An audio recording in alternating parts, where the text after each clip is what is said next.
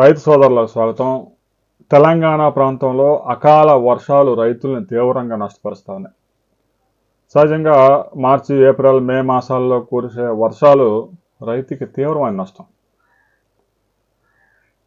మే చివరి వారంలో వర్షాలంటే కొంతవరకు పెద్దగా హార్వెస్టింగ్స్ ఏమి ఉండవు. ఏదో కూరగాయల పంటలు అలాంటి పంటలు హార్వెస్టింగ్ ఉంటాయి. ముఖ్యంగా మార్చి, ఏప్రిల్, మే సెకండ్ వీక్ వరకు వరి పంట, మామిడి, మక్క, పసుపు, చాలా పంటలు, మిర్చి ముఖ్యంగా ఈ పంటలన్నీ హార్వెస్ట్ చేసుకొని రైతులు ఓపెన్ ప్లేస్లో పోసుకొని కళ్ళాల్లో పోసుకొని వాటిని ఎండబెట్టి సంవత్సరం అంతా కష్టపడి మార్కెట్కి తీసుకొస్తూ ఉంటాయి. అలాంటి సమయంలో విరుచుకుపడుతున్న వర్షాలు తీవ్ర నష్టాలను కలుగజేస్తూ ఉన్నాయి. సోమవారం, మంగళవారం కురిసిన వర్షాలతో జగిత్యాల జిల్లాలో వరి పంట నేలకి వాలిపోయింది. కొన్ని ప్రాంతాల్లో వడగళ్ళు పడి వరి పంటకు తీవ్ర నష్టం వాటిల్లింది. మామిడి పంట అయితే 50% పైగా కాయలన్నీ కిందన రాలిపోయాయి. మొక్కజొన్న మరో 15 రోజుల్లో హార్వెస్ట్ జరగాల్సిన మొక్కజొన్న కూడా పూర్తిగా నాశనం అయిపోయింది. ఇక ఎవరైతే రైతులు హార్వెస్ట్ చేసి కుప్పలు పోసుకున్నారో అవి కూడా తడిచిపోయాయి. ఉమ్మడి ఆదిలాబాద్ జిల్లాలో కూడా అదే పరిస్థితి. రైతులు తీవ్రంగా నష్టపోయారు. ఇక నిజామాబాద్ మార్కెట్లో కూడా పసుపు పంట చాలామంది రైతులు 5,000 బస్తాల పైగా పసుపు పంటని నిజామాబాద్ పసుపు మార్కెట్కి తీసుకొచ్చారు. అందులో ఒక 3,000 మంది షెడ్యూల్లో పోసుకున్నారు. కొంతమంది ఓపెన్ ప్లేస్లలో పోసుకున్నారు. ఓపెన్ ప్లేస్లలో పోసుకున్న వాళ్ళు ఎప్పుడు వర్షం వచ్చి తడుస్తుందో రైతు దగ్గర ఇమ్మీడియట్గా అక్కడ టార్పాలిన్ అందుబాటులో లేదు. ప్రభుత్వం 1,500 ఆర్డర్ పెట్టింది. ప్రతి మార్కెట్ యార్డ్లో టార్పాలిన్ పట్లు మార్కెట్ యార్డ్ అందుబాటులో ఉంచాలి. ఎందుకంటే ఆ షెడ్లు ఏవైతే ఉంటాయో షెడ్లు అందరు రైతులకు ఒక్కోసారి ప్లేస్ చాలకపోవచ్చు. ఓపెన్ ప్లేస్ ఉంటుంది, సిమెంట్ చేసి ఉంటుంది, దాంట్లో పోస్తారు. మరి ఇమీడియట్గా వర్షం విరుచుపడితే రైతు టార్పాలిన్ ఎక్కడి నుంచి తీసుకొస్తాడు? ఎంతో సుదూరం నుంచి 100 కిలోమీటర్ల దూరం నుంచి రైతులు వస్తారు మార్కెట్.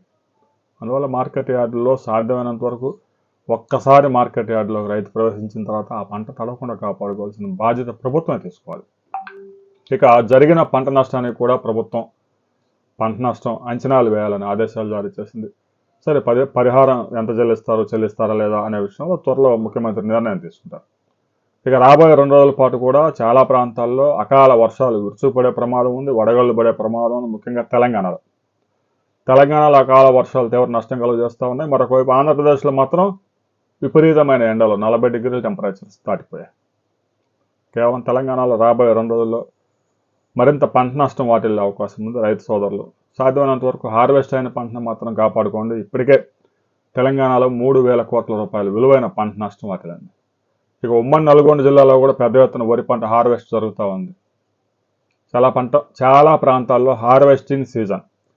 వరి పంట, రబీ పంట హార్వెస్ట్ అవుతూ ఉంది. మొక్కజొన్న రబీ హార్వెస్ట్ అవుతూ ఉంది. మిర్చి కోతలు నడుస్తూ ఉన్నాయి. ఇక మామిడి పంట కూడా మరో 15 రోజులు 20 రోజుల్లో మామిడి కూడా చేతికి వచ్చే అవకాశం ఉంది. ఈ సమయంలో మామిడి కాయలన్నీ రాలిపోవడంతో రైతుకు తీవ్ర నష్టం. 50% కాయలన్నీ, ఎందుకంటే ఈదురుగాలు 45 నుంచి 50 కిలోమీటర్ల వేగంతో వీస్తున్న గాలులతో రైతులు తీవ్రంగా నష్టపోతున్నారు. గడిచిన 24 అవర్స్లోనూ మార్చి నెలలో 5-6 రోజుల పాటు కురిసిన అకాల వర్షాలు తీవ్ర నష్టాన్ని మిగిల్చారు రైతుకి. రాబోయే 2 రోజుల్లో కూడా ఇలాంటి పరిస్థితులు ఉన్నాయి కాబట్టి రైతు సోదరులు జాగ్రత్తగా ఉండాలి. మీకు కనుక పంట నష్టం వాటిల్లితే ఏ పంటకి నష్టం వాటిల్లింది, ఏ ప్రాంతం ఎంత నష్టం వాటిల్లింది అనే విషయాలను రైతులు కామెంట్ చేయండి.